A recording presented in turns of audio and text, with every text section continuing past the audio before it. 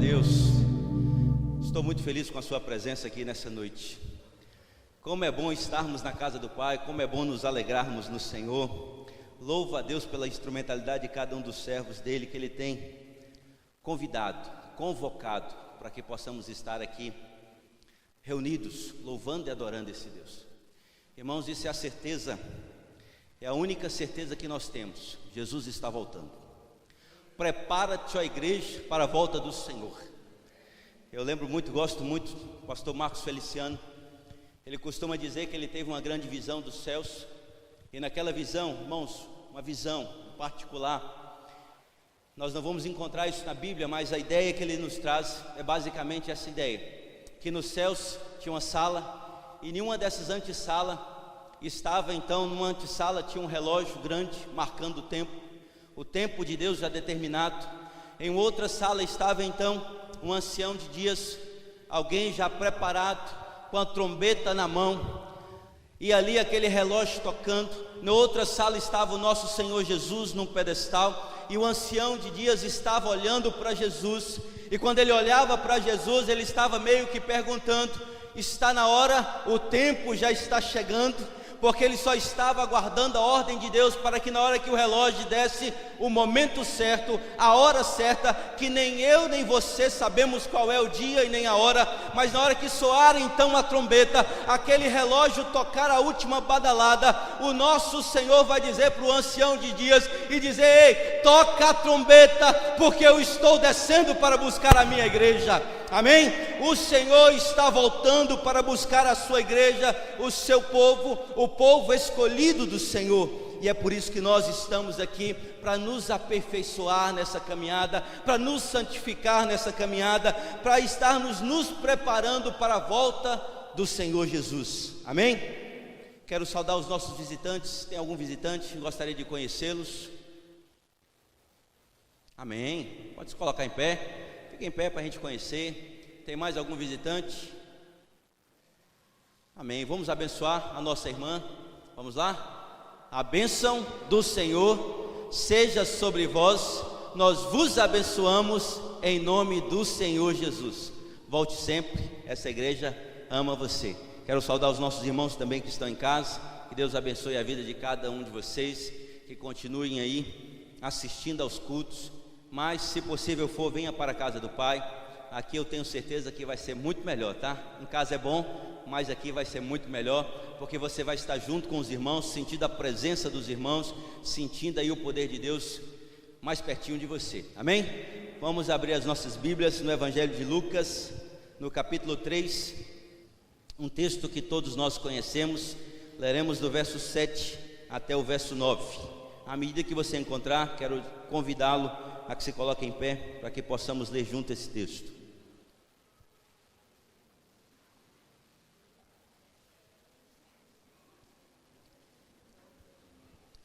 Todos acharam? Lucas capítulo 3, verso 7, a partir do verso 7.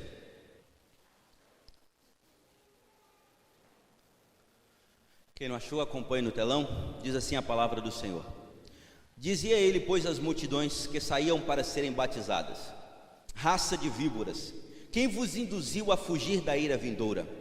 Produze, pois, frutos dignos de arrependimento, e não comeceis a dizer entre vós mesmos: temos por pai Abraão, porque eu vos afirmo que destas pedras Deus pode suscitar filhos a Abraão. E também já está posto o machado à raiz das árvores. Toda árvore, pois, que não produz bom fruto é cortada e lançada ao fogo. Amém? Vamos orar mais uma vez. Pai querido, Pai santo, te agradecemos, ó Pai, pelos louvores entoados a Ti. Te agradecemos, ó Pai, pela Tua presença, a presença do Teu Santo Espírito aqui em nosso meio. Já é notório, ó Pai querido, a Tua presença entre nós. Nós Te louvamos, Deus Pai, Deus Filho e Deus Espírito Santo. Te pedimos, ó Pai, continua conosco, não só até o final desse culto, mas até o final da nossa jornada aqui na terra.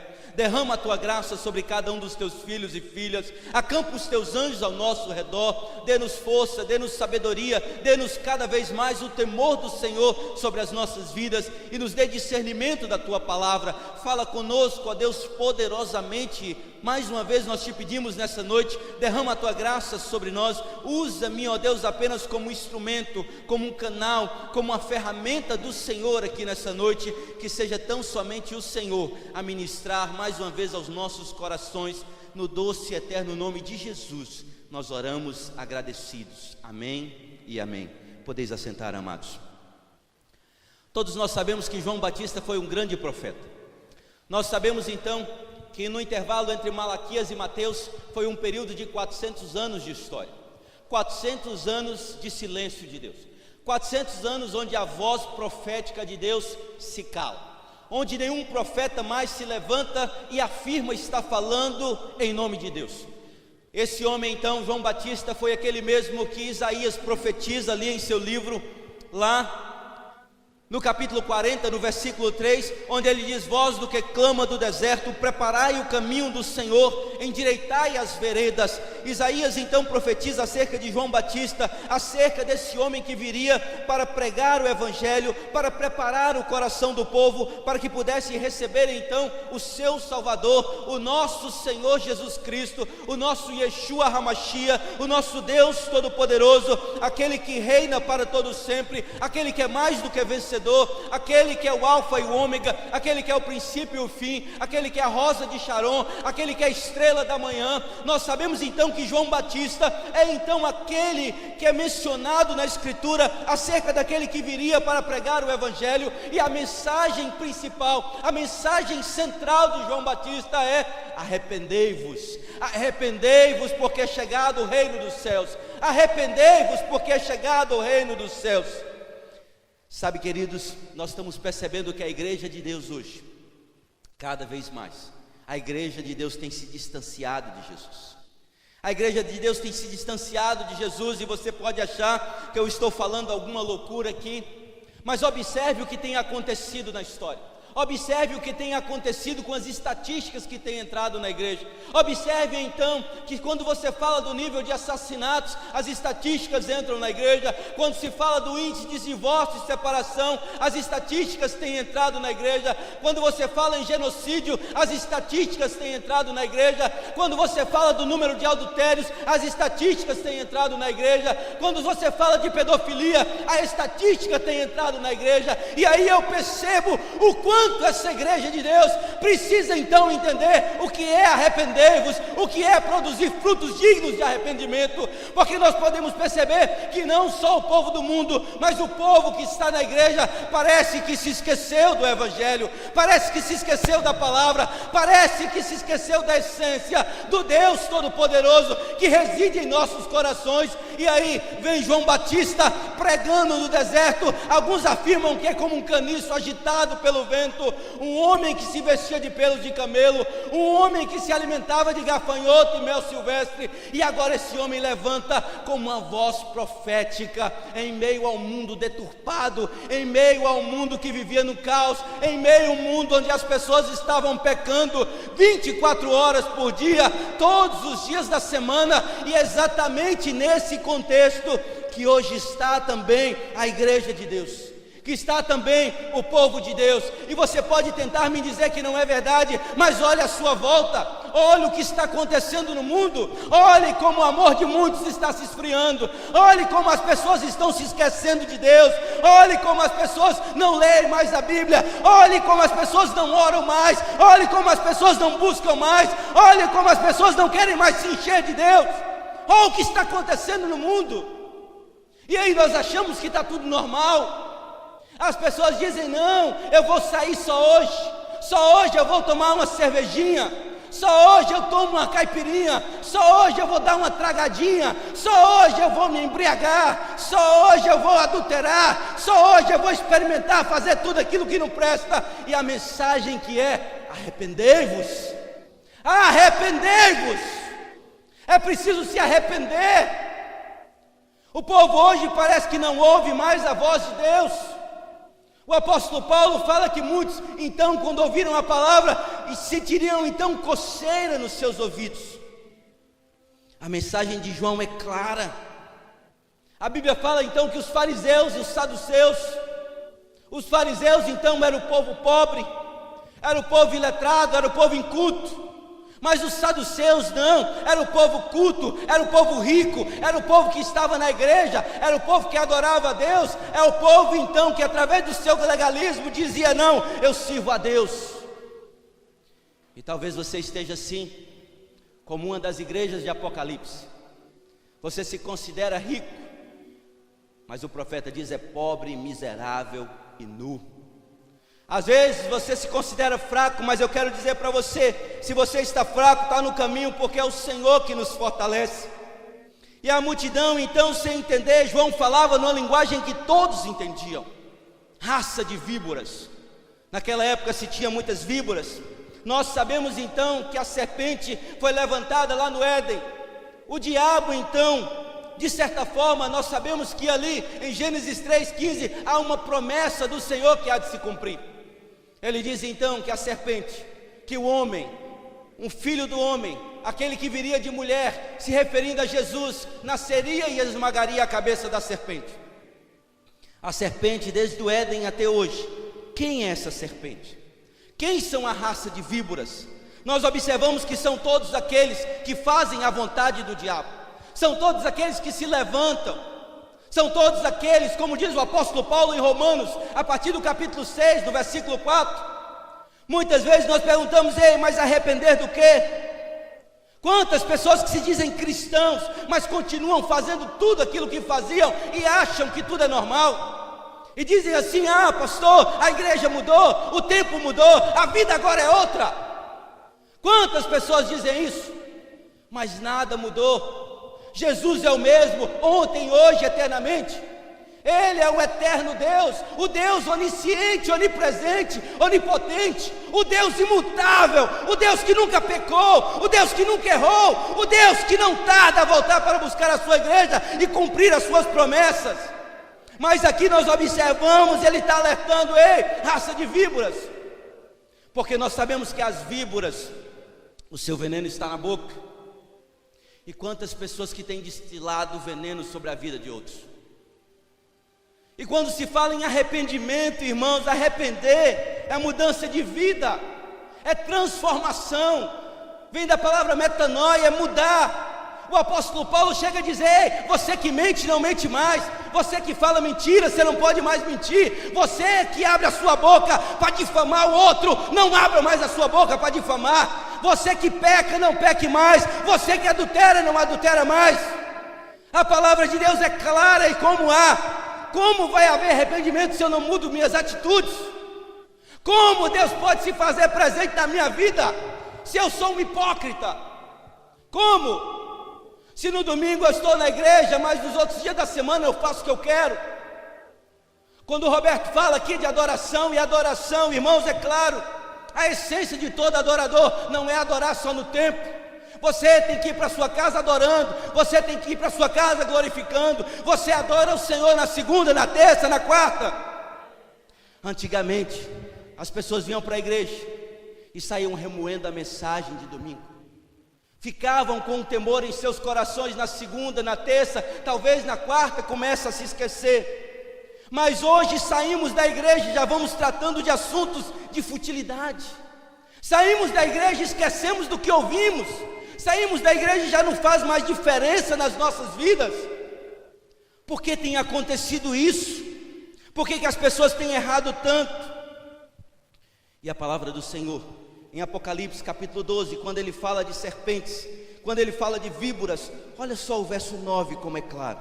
O verso 9 diz assim: e foi expulso o grande dragão, a antiga serpente, que se chama Diabo, Satanás, o sedutor de todo o mundo. Sim, foi atirado para a terra e com ele os seus anjos. Aqui está falando então de Satanás e todos aqueles então que não se arrependem, todos aqueles que vivem uma vida dúbia, todos aqueles que vivem então no evangelho da falsidade, no Evangelho, onde muitas vezes as pessoas têm distorcido o Evangelho, o Evangelho tem deixado de ser um Evangelho real, e agora tem sido um Evangelho híbrido, ou seja, nós estamos mudando o Evangelho ao nosso padrão, ao nosso paladar. Nós só acreditamos na Bíblia, na parte que nos interessa. Quantas pessoas estão assim hoje, e às vezes pegam Cristo e colocam de lado, pegam Cristo e se esquecem de Cristo. Nós ouvimos pessoas que profetizam e profetizam, entram no mistério, mas perguntam: cadê Cristo? E aí tem aquelas pessoas que, além de tudo, creem só no Deus de cura, só no Deus de milagres, mas se esquecem que a geração que mais viu milagres foi a geração de onde? A geração de Moisés, a geração dos apóstolos, a geração dos profetas. Foi a geração que mais viu milagres, mas foi a geração que pereceu. Deus não é só Deus de milagres, Ele é o nosso Salvador, e se você não vê Jesus como seu Salvador, você está perdendo tempo. É preciso acreditar nas promessas de Jesus. E Ele diz: raça de víboras são todos aqueles que estão fazendo a vontade do diabo, são todos aqueles que vivem uma vida omissa às coisas de Deus, são todos aqueles que em um dia são crentes, mas no outro são nada. Nós observamos então que há de chegar um dia que nós teremos que prestar conta, e aqui Ele está falando com muita propriedade. Ele está convidando ao povo a produzir frutos dignos de arrependimento. Nós sabemos que lá em Mateus, a primeira mensagem que Jesus começa a pregar, assim que ele recebe a notícia que João Batista morre, a primeira mensagem que ele começa a pregar também é: arrependei-vos. Mateus capítulo 4, ele vai dizer no verso 17: daí por diante passou Jesus a pregar e a dizer: arrependei-vos, porque está próximo o reino dos céus. Jesus também começa o seu ministério com essa mesma pregação. E sabe o que é mais interessante? A última mensagem de Jesus, em Mateus 23, no versículo 33, observe o texto sagrado. Mais uma vez Jesus exorta o povo e convida o povo ao arrependimento, onde ele diz lá no versículo 33, ele diz: serpentes, raça de víboras, como escapareis da condenação do inferno? Mais uma vez ele está chamando aqueles que são filhos do diabo, aqueles que ainda não entenderam o significado da palavra arrependimento, para se consertar com Deus, porque nós sabemos que as pessoas naquela época, quando queriam então pegar as víboras, eles atavam fogo então ali no capim seco, para que as víboras começassem a sair, fugir. E aí já tudo combinado, alguém lá na frente, quando elas fugiam, atavam fogo no restante. E aí por isso que essa mensagem de João Batista, quando ele vai dizer: ei, raça de víboras, quem vos ensinou a fugir da ira vindoura? Ele já sabia então que as víboras, elas se moldavam, o seu calor, então elas suportavam o calor, mas elas não podiam suportar o fogo. Então a temperatura dela muda de acordo com a situação. Então ela suporta muito calor, mas ela suporta também os climas frios. E ali a única forma de afugentar, de colocá-las para correr, era atando fogo então nas moitas. E aqui já é um prenúncio daquilo que vai acontecer com aqueles que ainda não entendem o real significado dessa palavra: arrependei-vos. E observe, amados, ele nos exorta mais uma vez, ele nos chama a atenção aqui no versículo 3, no versículo 8 ele diz: produzi, pois, frutos dignos de arrependimento, e não comeceis a dizer entre vós mesmos: temos por pai Abraão, porque eu vos afirmo que destas pedras Deus pode suscitar filhos a Abraão. Uma segunda coisa que ele está dizendo ao povo: ei, muitos, além de fariseus, saduceus, muitos judeus chegavam até ele e diziam: não, mas nós somos filhos de Jacó, nós somos descendentes diretos de Jesus. E às vezes no dia de hoje você diz: não, a minha mãe é crente, a minha mãe não sai da igreja, o meu esposo é crente, a minha esposa é crente, eu sou filho de Deus, eu aceitei Jesus, eu fui batizado em nome de Jesus, em nome de Deus Pai, Deus Filho e Deus Espírito Santo. Mas o certo aqui que ele estava dizendo ao povo: ei, não adianta ter sido batizado, não adianta ter descido as águas, Não adianta conhecer a Escritura, se vós não produzir frutos dignos de arrependimento, o seu caminho é o inferno, o seu caminho é o lago de fogo e enxofre, porque as pessoas hoje parecem estar brincando com Deus. Quantos chegavam até João e diziam isso a ele: nós temos por pai Abraão? E quantas pessoas da mesma forma dizem: não, eu nasci num berço evangélico, a minha mãe era evangélica, a minha avó era evangélica, o meu pai é pastor, não importa, a minha mãe é obreira da igreja, não importa. O importa é a decisão que você tome diante do Senhor. É você que deve tomar uma decisão com o Pai. Quando ele diz: temos por pai Abraão, porque eu vos afirmo que dessas pedras Deus pode suscitar filhos a Abraão. Mas é preciso haver uma mudança radical.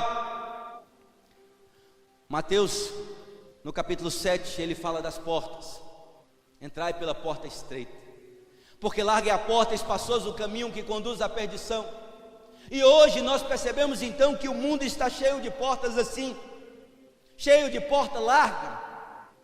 É aquela situação onde nós falamos, às vezes alguém chega para você, você é da igreja, ele sabe que você é evangélico, ele sabe que você serve a Deus, e aí chega para você: vamos naquela festa hoje?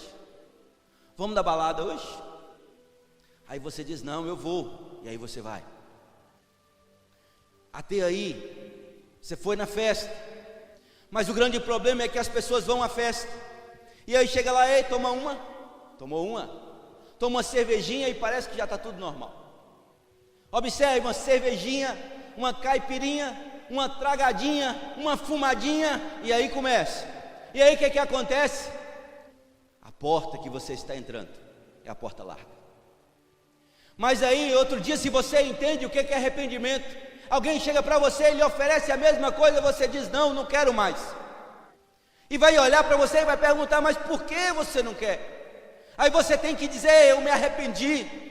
E não é dizer, só proferir com a sua boca, não. É você ter convicção, dizer: eu não quero mais, eu não toco mais, eu me arrependi dos meus erros. E aí você vai estar mudando então agora o seu rumo novamente, e está entrando na porta estreita. Você está entrando na porta que conduz à salvação. Porque o grande problema das pessoas não é errar, porque errar nós erramos, pecar nós pecamos. Quem nunca pecou? Não foi essa a afirmação de Jesus?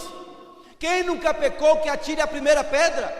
E a Bíblia diz que foi saindo dos mais velhos aos mais novos, e todos deixaram aquela mulher em paz. A questão não é se você pecou ou não. A questão é que João escreve dizendo: ei, filhinhos, essas coisas eu vos escrevo para que saibais que hoje estende um advogado. Hoje Jesus é o seu advogado, mas amanhã ele será o seu juiz. Amanhã será aquele que julgará todos os seus atos.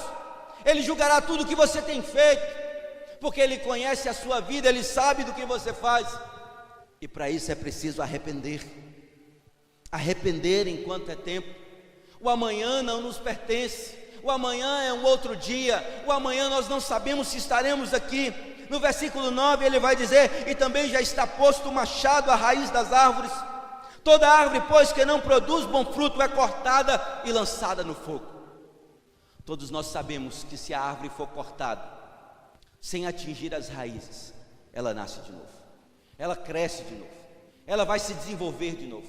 Mas aqui o texto é claro. Esse texto é claro: se você não se arrepender genuinamente, se não for algo do teu coração, Deus vai lançá-lo fora da casa dele. Deus não permitirá que você adentre o seu céu. Deus conhece a sua vida como ninguém. Deus sabe de todas as coisas, e por isso que ele diz: o machado está posto à raiz das árvores. A raiz. O machado não vai cortar o tronco, o machado não vai cortar os galhos, o machado não irá cortar as folhas, o machado não irá derrubar alguns frutos, não, mas o machado está posto à raiz das árvores. Vai arrancar o mal pela raiz. Assim como ele separa o joio do trigo, ele vai arrancar pela raiz. Todos aqueles que ainda não se arrependeram, todos aqueles que ainda não mudaram de vida, todos aqueles que tentam enganar a si mesmo, todos aqueles que tentam enganar a Deus, porque vai chegar um tempo que ele vai cobrar de mim, de você. Em Apocalipse, no capítulo 20, a partir do versículo 9. Observe mais uma vez que ele alerta o seu povo. Ele diz: o diabo, verso 10: o diabo, o sedutor deles, foi lançado para dentro do lago de fogo e enxofre, onde já se encontram não só a besta, como também o falso profeta, e serão atormentados de dia e de noite pelos séculos dos séculos. Lembra das víboras? Lembra das víboras tentando fugir da ira vindoura?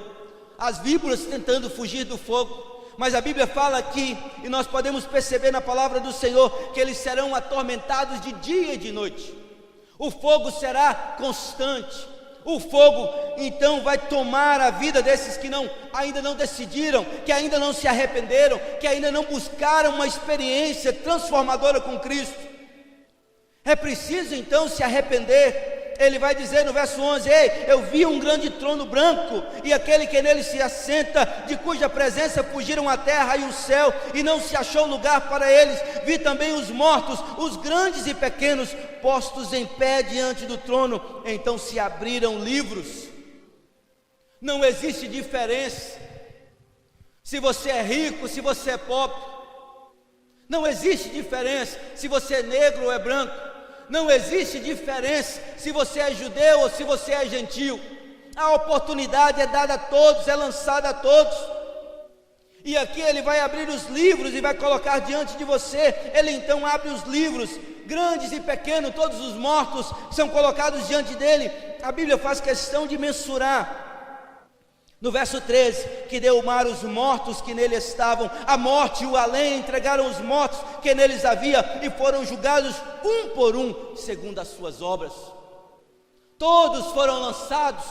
O mar vomita seus mortos, a terra vomita seus mortos. Todos foram colocados um por um, e foram abertos os livros. E esses livros então, como foi colocado aqui no verso 12, no final ele diz: ei, então se abriram livros. Ainda outro livro, o livro da vida, foi aberto, e os mortos foram julgados segundo as suas obras, conforme o que se achava escrito nos livros. Todos foram julgados. Por isso que a mensagem de Jesus é muito clara: arrependei-vos.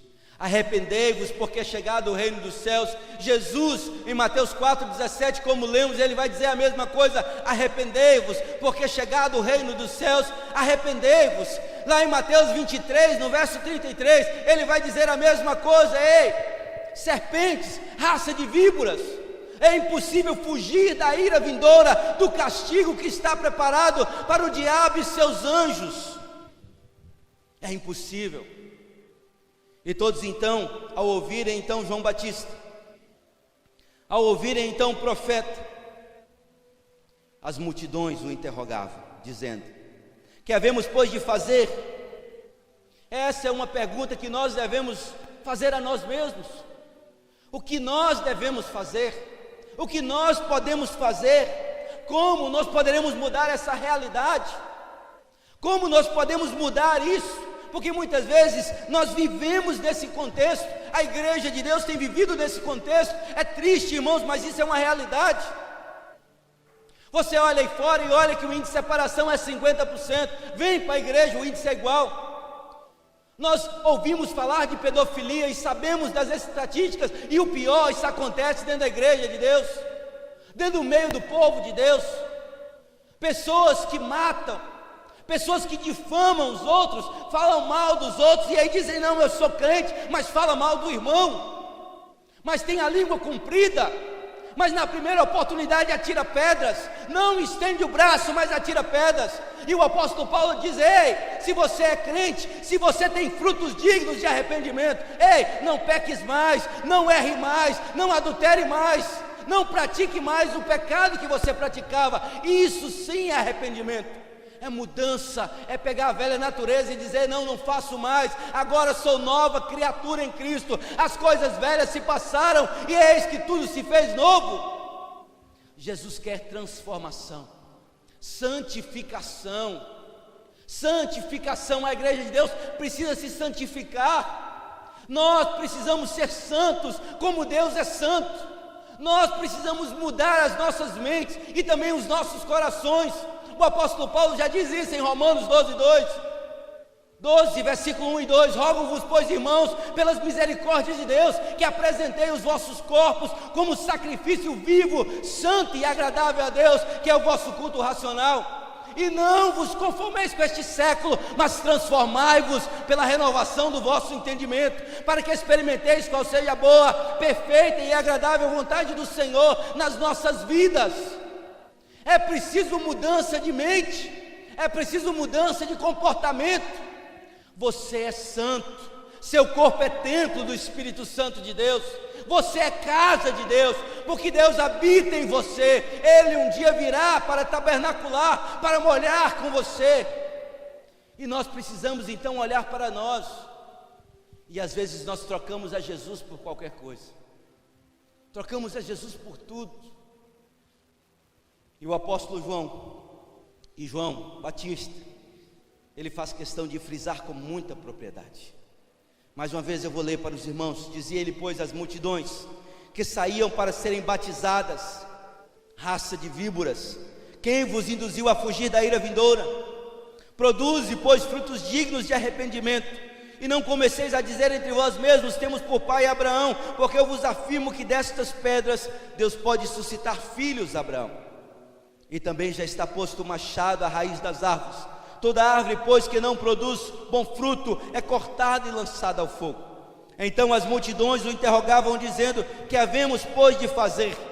E a resposta dele à multidão é: ei, quem tiver 2 túnicas, reparta com quem não tem, e quem tiver comida, faça o mesmo. Foram também os publicanos para serem batizados, e perguntaram-lhe: mestre, que havemos de fazer? Respondeu-lhes: não cobreis mais do que o estipulado. Também soldados lhe perguntaram: e nós que faremos? E ele lhes disse: a ninguém maltrateis, não deis denúncias falsas, e contentai-vos com vosso soldo. A resposta de João era muito simples: ei, se você errava, não erre mais. Se você pecava, não peques mais. Produza fruto. Nós sabemos que toda árvore tem seu fruto. Crente tem fruto. Quais são os frutos que o crente tem que ter? Gálatas capítulo 5. Gálatas capítulo 5 diz que o fruto do Espírito é, a partir do verso 22. Nós sabemos que aqueles que são de Deus, aqueles que têm o fruto do Espírito Santo, aqueles crentes que são lavados e remidos pelo sangue do Cordeiro, aqueles então que já se arrependeram dos seus pecados, eles então vão frutificar, e o fruto do Espírito é amor, é gozo, é paz, é longanimidade, é benignidade, bondade, fé, mansidão, temperança. Contra essas coisas não há lei.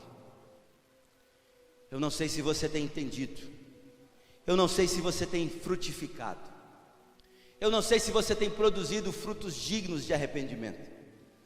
Não adianta com a tua boca confessares que Jesus é o Senhor, mas quando alguém perguntar quem é você no seu trabalho, a resposta ser difícil de engolir. É tão triste. Esses dias, por uma coisa mínima, eu já fiquei triste e preocupado. Alguém chegou e disse para mim: pastor, teve uma pessoa ao sair da igreja, fez isso e aquilo outro. Eu fiquei: não é possível. Mas nós podemos perceber que hoje as pessoas não estão preocupadas, que as pessoas hoje não entendem qual é a verdadeira mensagem do Evangelho. E é interessante que as pessoas aí fora às vezes querem responsabilizar o líder da igreja por coisas ruins que as outras pessoas fazem dentro da casa de Deus. E eu disse: minha irmã, isso é impossível eu me responsabilizar por situações como essas. Vai chegar um tempo que se alguém matar alguém, vai dizer: não, a culpa é o pastor. Se alguém adulterar, não, a culpa é do pastor. Se alguém pecou, não, a culpa é do pastor. Mas aí nós precisamos olhar para a nossa vida, olhar para dentro de cada um de nós e nos perguntar: nós estamos produzindo frutos? Se alguém perguntar quem é você no trabalho, qual é a informação que vai ter? Porque ele está dizendo: ei, se alguém perguntar e vai dizer sim, será que alguém vai dizer assim: não, ele me roubou no meu trabalho? Porque ele diz: ei, a ninguém maltrateis. Ele faz questão de dizer: não cobre mais do que o estipulado, não maltrate ninguém, não oprima ninguém, não denigra a imagem de ninguém, não minta a ninguém, não denuncie ninguém falsamente. A mudança de transformação, o arrependimento genuíno começa aqui, começa em nossos corações, começa a entendermos quem de fato é o Senhor. nós aprendemos que em Apocalipse capítulo 20, versículo 12, vai ser revelado o mistério de todos nós. Mas eu quero dizer que enquanto Jesus não voltar, ainda é tempo de arrependimento. Enquanto Jesus não volta, as portas da graça estão abertas. Enquanto Jesus não volta, a porta está aberta. Enquanto Jesus não voltar, você tem a oportunidade. Jesus é o seu advogado. Mas vai chegar um tempo que alguém vai tentar arrombar a porta, que alguém vai bater na porta, mas a porta estará fechada, assim como acontece em Mateus capítulo 25, se referindo então às 10 virgens. 5 eram nécias, 5 eram prudentes. Faltou azeite, alguém diz: ei, não, agora é tempo. Diz: não, não dá mais tempo. Quando chegaram, foram comprar o azeite, a porta estava fechada, já não podiam mais entrar. A porta da graça continua aberta. E nessa noite eu quero estender um convite a você. O convite é muito simples. Eu não sei como anda a sua vida, mas eu sei que todos os dias é uma oportunidade de mudança. É uma oportunidade de receber algo de Deus nas nossas vidas. Talvez você tenha vivido um cristianismo onde tem sido cômodo para você vir à igreja, onde vemos na igreja porque queremos mostrar a roupa bonita, onde às vezes as pessoas vêm na igreja porque querem conversar, querem bater papo.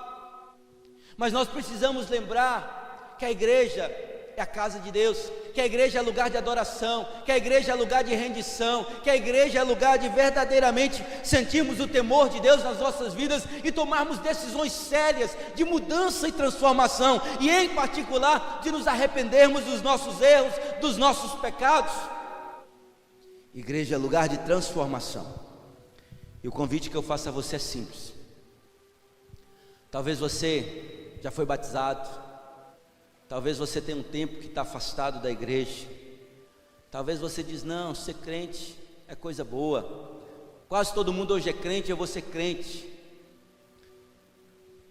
Talvez se você esteja assim, mas não tem compromisso com o Senhor, eu quero simplesmente orar por você.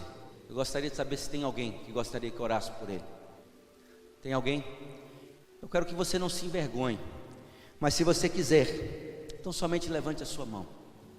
Se tiver alguém que queira fazer um compromisso com o Senhor, de dizer: não, eu quero mudar de vida, eu quero mudar de direção, eu quero então seguir a esse Deus, porque aí não haverá mais desculpa. Se você quiser, eu quero convidar você a levantar a sua mão. Eu quero orar por você.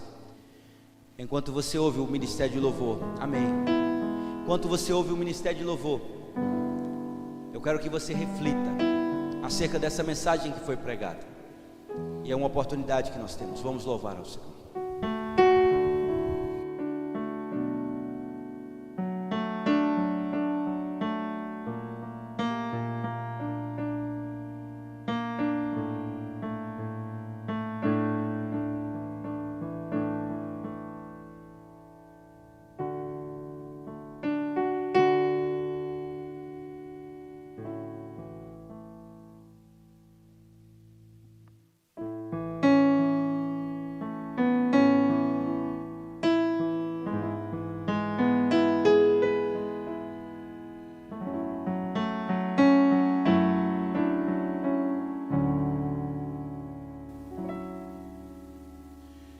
Quero voltar ao início de tudo, encontrar-me contigo, Senhor. Quero rever meus conceitos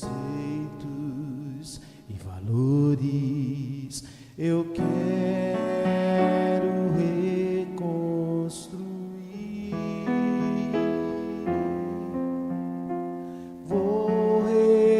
regressar aos caminhos, volver às primeiras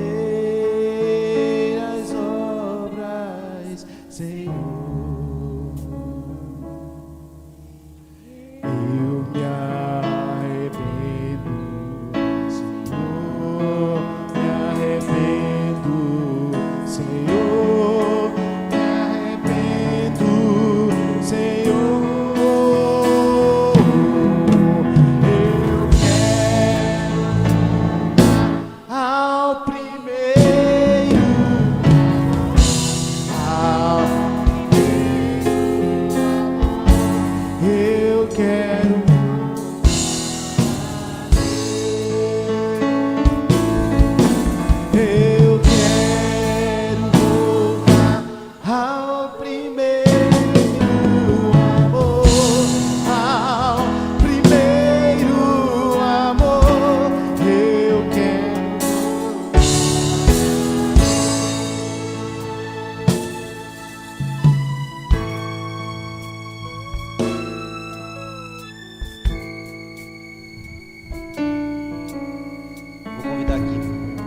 vez. Tem mais alguém que gostaria? Vou convidar aqui a nossa irmã que levantou a mão para vir aqui à frente. Nós queremos orar por você. Tem mais alguém? É um convite de Deus para você. Sabe, irmãos, não olhe nem para a direita nem para a esquerda. Às vezes nós vamos ficando frio. Nós ficamos pensando em tudo aquilo que acontece. Nós vamos olhando à nossa volta e achamos que está tudo normal. O Senhor Jesus hoje procura pessoas a qual Ele possa encher com o seu poder, a qual Ele possa derramar sobre nós o óleo da sua unção, para que Ele possa vir nos capacitar através do seu Santo Espírito. Mas você precisa experimentar de Deus, dizer sim, porque nós iremos nos alegrar quando Jesus voltar. Aí você vai poder olhar tudo à sua volta, pode estar tudo desmoronando, mas você vai dizer: ei, meu passaporte está carimbado. Ei, o Senhor, o meu Redentor, eu fui selado pelo Espírito Santo da promessa. Se você quer, ainda dá tempo. Quero orar por você. Tem mais alguém? Tem? Então vamos orar. Estenda suas mãos. Vamos convidar a igreja a se colocar em pé.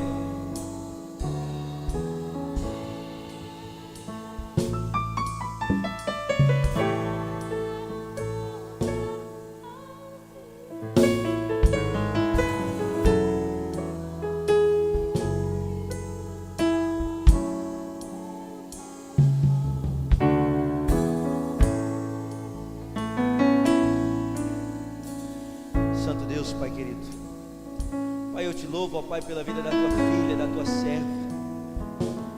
Eu te louvo, ó Pai, porque o Senhor conhece o seu coração, porque o Senhor conhece a sua vida. O Senhor a formou ainda no ventre, ainda, como diz o salmista, a substância ainda informe dentro do ventre. Os seus ossos, ó Pai, o Senhor pode contemplar ali muito antes dela nascer. O Senhor havia separado e preparado, Senhor Deus, a sua vida e o seu caminhar, para que um dia ela estivesse na tua presença, que ela pudesse se derramar na tua presença, e ela pudesse ter do Senhor a salvação, a vida eterna em Cristo Jesus. Pai, eu quero suplicar ao Senhor que o Senhor venha enchê-la do teu Santo Espírito, que o Senhor possa capacitar, Senhor Deus, que o Senhor possa mostrar à tua filha, à tua serva, Senhor Deus, tudo aquilo que ela precisa fazer, Senhor Deus, para que ela nunca venha se distanciar do Senhor, que ela nunca venha se afastar dos teus caminhos. Pai, eu quero te pedir, Senhor Deus, que o Senhor venha aquecer o seu coração, venha acender a chama viva do Espírito Santo de Deus sobre a sua vida, que ela possa sentir o seu coração queimando pelo Senhor, que ela possa sentir arder do Espírito Santo de Deus sobre a sua vida, Pai, para que ela possa trilhar os teus caminhos, ser exemplo dentro da sua casa, de mãe, de esposa, de mulher, de serva, de filha do Altíssimo, do soberano e eterno Deus. Pai, acampa os teus anjos ao redor da sua vida. Abençoa, Pai, o seu esposo, abençoa os seus filhos, derrama a tua graça sobre esta família, e que ela possa, Senhor Deus, se manter sempre firme e constante, sempre abundante nos caminhos do Senhor. Por isso, ó Pai, no nome de Jesus, nós profetizamos vida sobre a vida dela, no doce e eterno nome de Jesus. Amém e amém. Deus abençoe. Glória ao Senhor nosso Deus. Vamos louvar ao Senhor, e logo depois estaremos encerrando o nosso culto.